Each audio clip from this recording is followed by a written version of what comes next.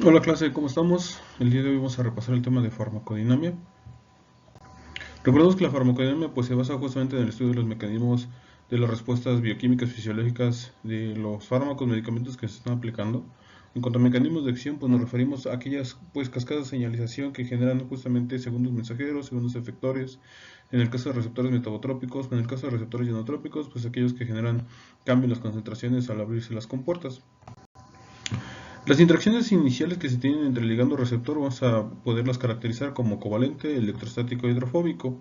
De estas vamos a ver que la que tiene menor fuerza es la hidrofóbica, sigue la electrostática y al final es la covalente. Vamos a ver más adelante que la covalente es característica porque es irreversible. Vamos a ver que los enlaces hidrofóbicos pues, son los más débiles, son aquellos que se basan justamente en la parte hidrofóbica e hidrofílica, así como lo hemos revisado en las partes de los fosfolípidos que forman parte de la membrana de la bicapa lipídica, tiene el mismo principio, solamente que aquí ahorita vamos a revisar el tema un poquillo más adelante. Vamos a ver que entonces este tipo de interacciones tenemos el receptor y tendremos una región que tiene aminoácidos que son hidrofóbicos, que son justamente aquellos que no tienen cargas evidentes y que se van a convertir en un sitio de unión para aquellas moléculas que también de igual manera comparten esa hidrofobicidad. En otros términos también se pueden mencionar como moléculas que son apolares o que no tienen carga. ¿Sale? Vamos a recordar que, bueno, esto lo habíamos analizado desde el punto de vista de las interacciones de moléculas hidrofóbicas e hidrofílicas que se van a agregar entonces justamente por estas afinidades. Y entonces ese es el principio con el que se funciona para los sitios de unión del ligando receptor desde el punto de vista hidrofóbico. Cuando hablamos de las interacciones electrostáticas podemos fijar nuestra atención aquí donde está el puntero, en la parte superior que dice justamente medicamento, sitio de unión y complejo. Vamos a ver que como vemos aquí la formación del complejo o la formación o la separación de las partes es temporal, es bidireccional. Entonces no es temporal, perdón, no es permanente. Y las primeras interacciones que tenemos es ion-ion. Vamos a recordar que entonces aquí tenemos en el receptor pues un grupo fosforilo con su oxígeno, con sus dos electrones y su forma como tal, como lo estamos observando, con su signo negativo. Del lado positivo tenemos una amina, bueno, sí, una amina, un grupo nitrógeno que tiene sus tres hidrógenos. Y entonces vamos a ver que en este caso va a tener un orbital libre para poder generar una interacción o generar una carga evidente positiva. En ambos casos va a generar entonces una interacción por la cual va a generar la atracción y la formación del complejo ligando-receptor. Como podemos observar, esta es la atracción que tiene mayor fuerza de las interacciones electrostáticas y que tiene justamente, se puede generar una interacción a partir de 50 nanómetros. Por otro lado, hablamos de la interacción electrostática que es ion-dipolo. Si bien del lado del receptor es el mismo concepto, que es el grupo fosforilo y sus dos electrones, vamos a ver entonces que del lado de la molécula dipolo es aquella que se fundamenta a través de un delta positivo y delta negativo. La diferencia con los signos positivos y negativos es que los deltas son cargas parciales positivas y que se está afectando la nube la nube electromagnética de los electrones. Esto va a generar entonces esa nube electromagnética que sea ligeramente negativa y ligeramente positiva. El sentido o cómo se colocan las cargas, pues depende justamente de la electronegatividad. Si ustedes recuerdan, pues el oxígeno es sumamente más electronegativo que el hidrógeno, por lo que genera que se jale la nube electronegativa hacia el elemento más electronegativo que es el oxígeno. Esto se puede ver reflejado como una menor fuerza de atracción, generando entonces ya una interacción a partir de 1.5 nanómetros y pues en una interacción de moléculas ion-dipolo. Se forma el complejo y como igual lo podemos observar de este lado, igual en el ejemplo anterior, no hay un enlace, solamente son interacciones parciales, bueno, son interacciones temporales, solamente por un momento se forman y se vuelven a separar en sus partes. Y al final tenemos la interacción electrostática dipolo-dipolo, en la cual vamos a ver que ambos son moléculas que son parcialmente positiva y parcialmente negativa. Y entonces la interacción, la fuerza es menor y se puede entender también a través de la distancia, ¿no? Entonces aquí podemos observar cuando es una interacción dipolo-dipolo, es una distancia de 1.5 nanómetros y genera entonces el complejo ligando-receptor, la interacción temporal y pues recordemos que se puede separar otra vez en sus partes. Así también observamos las fuerzas de Van der Waals. Las fuerzas de Van der Waals están sustentadas a través de una nube electronegativa todavía más débil, por eso ponemos doble delta, delta positivo, por ejemplo, aquí como estamos señalándolo de este lado, arriba a la derecha.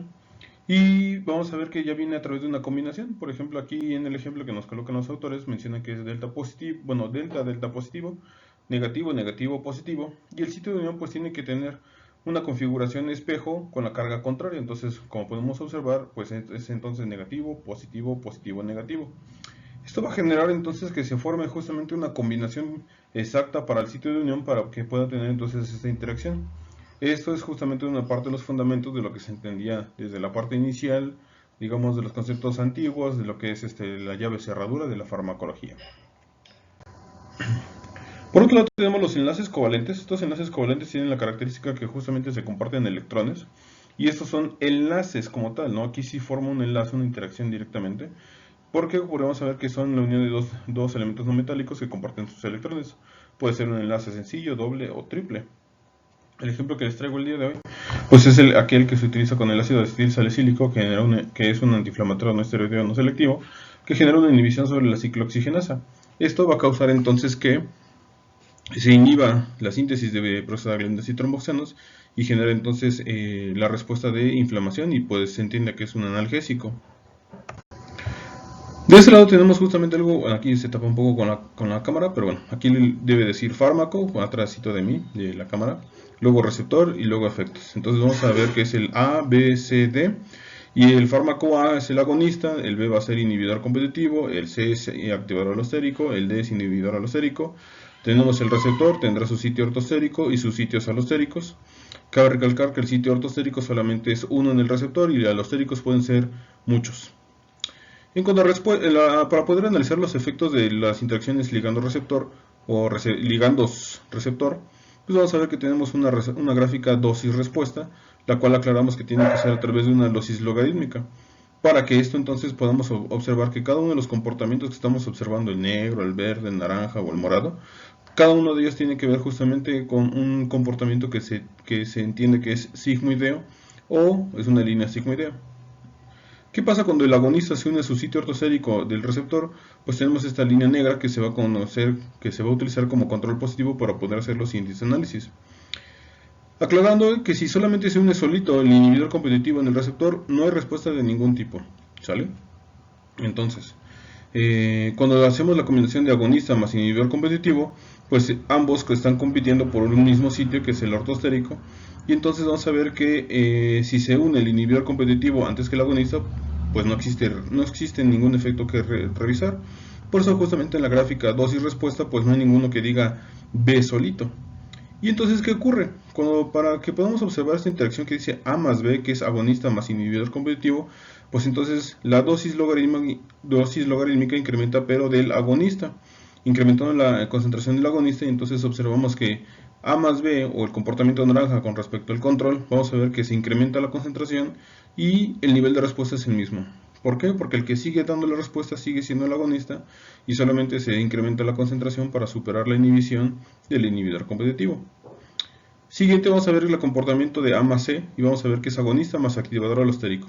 En este caso, cuando se combina o se hace un tratamiento farmacológico con un activador alostérico, lo que vamos a observar es un incremento. La concentración del agonista es prácticamente la misma, pero vamos a ver que el nivel de respuesta es mucho mayor que el agonista solito, ¿sale?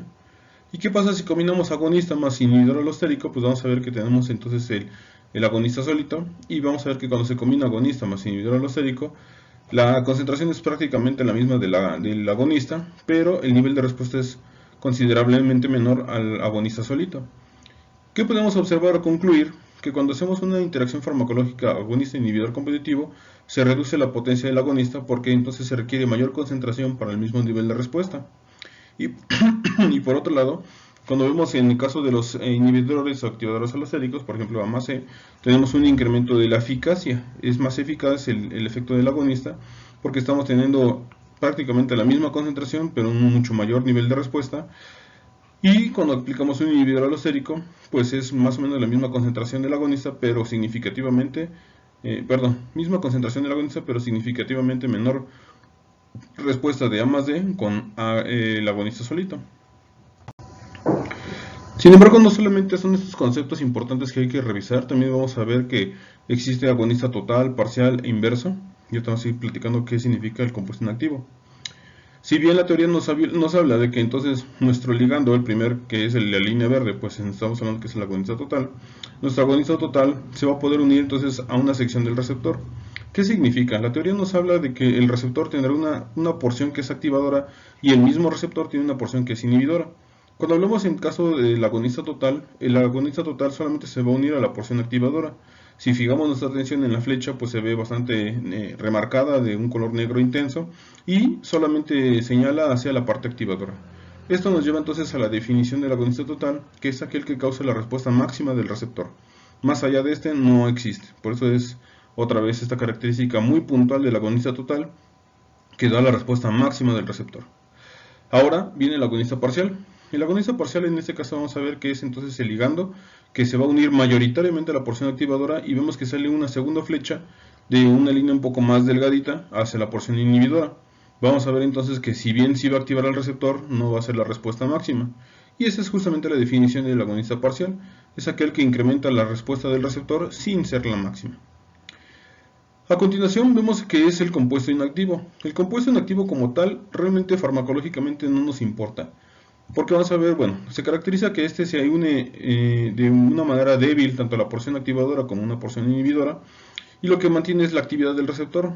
Pero si vemos, vamos a ver que todas las actividades, vamos a ver que parten de 100, no están partiendo de 0. ¿Qué significa? Que lo que nos está mostrando el compuesto inactivo es que está sosteniendo la actividad que es propia del receptor, que se llama justamente una actividad constitutiva del receptor. En otras palabras, significa que el receptor por sí solito se puede activar. Y este no fue el concepto que se entendió primero. Primero, de hecho, el que se descubrió fue justamente el agonista inverso. Como podemos observar, el agonista inverso es aquel que se une solamente a la porción inhibidora, y como podemos observar es aquel que reduce la respuesta del receptor, no la está inhibiendo, no se vuelve cero la respuesta. Vamos a ver que reduce la actividad del receptor, y algo interesante que también mencionan los autores es que lo que va a causar es, también causa el efecto contrario fisiológico. Por ejemplo, aquí si bien vemos las benzodiazepinas y también las opioides cannabinoides, si bien de donde se inició este descubrimiento pues fueron en las benzodiazepinas y barbitúricos, se dieron cuenta que en este sistema farmacológico se generaba sobre los receptores GABA, que son ionotrópicos. En este caso vamos a recordar que al ser ionotrópicos son permeables para el ion cloruro, y entonces este entra a la célula, generando una hiperpolarización. Pero esos receptores particularmente que se encuentran en el soma o en el núcleo del área tegmental ventral, vamos a ver que son aquellos que van a generar de hecho un efecto contrario, que en lugar de generar una inhibición generan una estimulación. Más adelante pondré algunos ejemplos de ellos. Cuando tenemos la inhibición competitiva o también un antagonismo competitivo, tenemos el receptor y tenemos nuestro sitio ortostérico, y que se une el agonista. El agonista se unirá a su sitio ortostérico y tenemos el inhibidor. Hagamos de cuenta que para poder hacer el estudio de esta gráfica, que tenemos dosis logarítmica, el logaritmo de la concentración del agonista por el porcentaje del efecto máximo, vamos a ver que en este caso vamos a verlo por partes. Hagamos de cuenta que son actos, como si fuera una obra de teatro. El acto 1, quienes están participando para que sea justamente la línea de testigo, solamente es el receptor y el agonista competitivo. Esto va a causar entonces esta activación del receptor. Ahora, ¿qué ocurre subsecuentemente? Pasa un tiempo, y entonces ahora vamos a ver que se va a estar participando para la segunda línea. Va a estar participando el receptor, el agonista y el inhibidor competitivo. Eso significa la I que está aquí colocada. Significa que estamos agregando inhibidor competitivo. Como lo vimos anteriormente, vamos a ver que entonces la gráfica se va a desplazar hacia la derecha. ¿Qué significa esto? El que se desplaza a la derecha, vamos a ver que entonces se va a tener que incrementar la concentración del agonista. Y por eso vemos que entonces la segunda concentración se va a llamar L', y en comparación con L pues es mayor. Y vamos a observar que entonces, de todos modos, el nivel de respuesta, el porcentaje de respuesta es exactamente el mismo que el testigo. ¿Por qué? Porque el que sigue solamente dándole respuesta pues es la interacción agonista-receptor. Cuando esto ocurre ahora entonces 3 veces el inhibidor, vamos a ver que entonces igual se tiene que incrementar el agonista, y así subsecuentemente hasta 10 veces la concentración del inhibidor se incrementa otra vez la concentración del agonista. Como conclusión podemos entender entonces que siempre que apliquemos una inhibición competitiva o un antagonismo competitivo farmacológico, lo que vamos a causar es siempre una reducción de la potencia. ¿A qué nos referimos con eso? A que vamos a tener siempre el mismo nivel de respuesta, pero va a incrementar la concentración. Por otro lado, tenemos los irreversibles que van a generar un antagonismo no competitivo, que van a generar entonces no una disminución de la potencia, sino una disminución de la eficacia. Si bien este viene siendo el primer comportamiento cuando se agoniza solo y se agrega el pseudo irreversible, pues vamos a ver que lo que va a generar es una disminución de la respuesta. Un comportamiento muy semejante a este, bueno, ahorita lo vamos a revisar. Vamos a ver que algo importante para los receptores ionotrópicos es que hay que recordar justamente el movimiento de iones, y este es el resumen. Si se abre la compuerta, sodio entra; si se abre la compuerta de potasio, potasio sale; si se abre la compuerta de cloruro, el cloruro entra; si se abre la compuerta de calcio, calcio entra. Esa es la parte fundamental para poder entender la activación de receptores ionotrópicos. Vamos a ver que aquí tenemos algo interesante, que los receptores se dividen en ionotrópicos y metabotrópicos. Los ionotrópicos vamos a ver que se dividen por su composición proteica, que es tetramérico, hexamérico y pentamérico, 4, 5 y 6.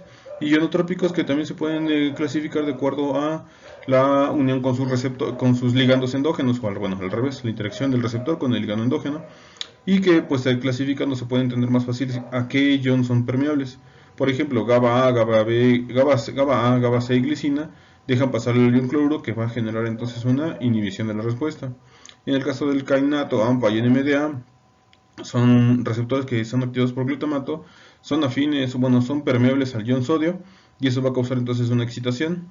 Y muy particularmente solamente calcio calcio solamente es permeable para los receptores NMDA, con una particularidad para esa activación que lo veremos más adelante. Por otro lado tenemos los receptores metabotrópicos, los cuales se activan a través de segundos mensajeros.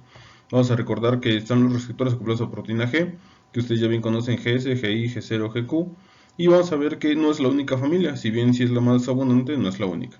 Tenemos la familia para los receptores TK, que son los de tirosincinasa, y vamos a ver que un ejemplo para esto son los receptores de insulina. Por otro lado tenemos otra familia de receptores que se llaman llanusinasa, y entonces vamos a ver que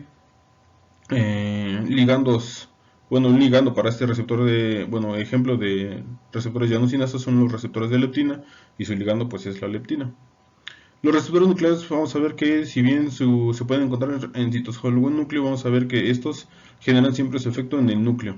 Y ejemplos de estos pues son receptores nucleares que, por ejemplo, androgénicos, que su ligando es la progesterona. Aquí les pongo algunas caricaturas de los receptores.